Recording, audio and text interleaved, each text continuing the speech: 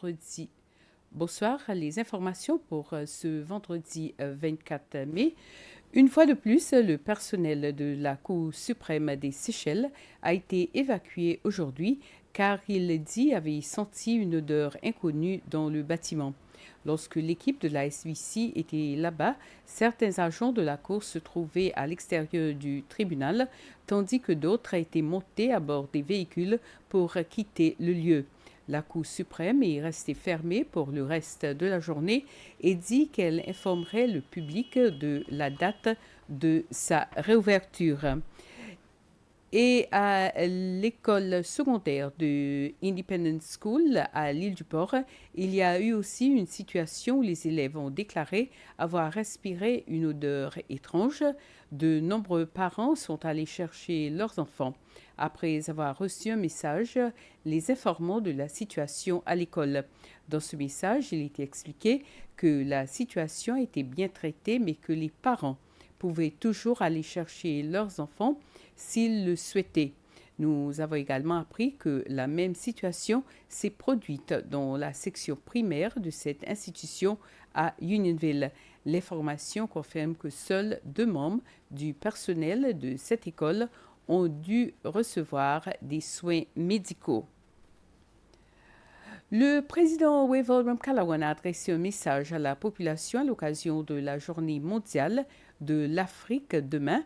Dans son message, le président Ramkalawan affirme que le thème de l'Union africaine pour 2024, éduquer un Africain digne du 21e siècle, arrive à un moment opportun.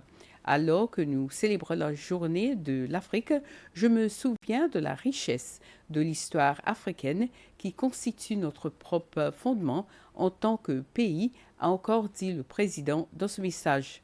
Il rappelle au peuple le chemin parcouru par les Seychelles en tant que pays qui donne la priorité à l'inclusion et à l'accès à l'éducation pour tous. Et le président du parti United Seychelles, le Dr Patrick Amini, a aussi adressé ses vœux à tous les Africains, y compris la diaspora, à l'occasion de la Journée mondiale de l'Afrique.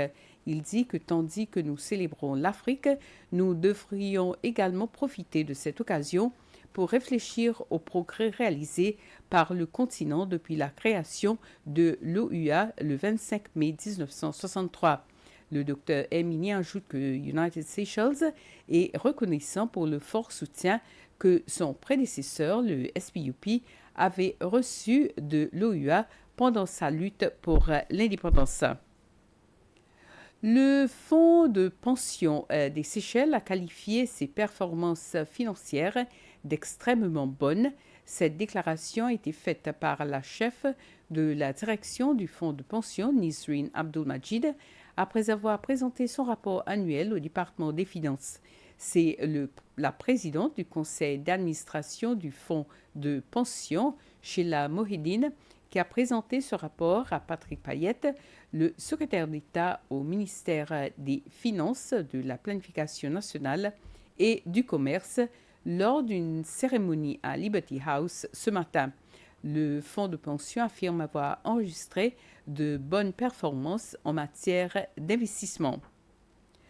Plus de 70 scientifiques se sont réunis à l'hôtel Eden Bleu pour un symposium de 2 jours sur les eaux des Seychelles.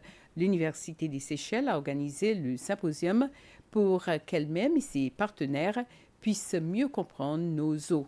Ceci comprenait l'importance des mangroves, la manière dont les Seychelles sont affectées par les vagues parmi de nombreux sujets abordés. Les scientifiques qui ont participé étaient à la fois locaux et étrangers. L'Agence de soins de santé a lancé son programme de vaccination contre le virus du papillome humain, soit le VPH pour les garçons. Le lancement de ce programme a eu lieu à l'école primaire de Plaisance aujourd'hui, où le premier garçon a été vacciné.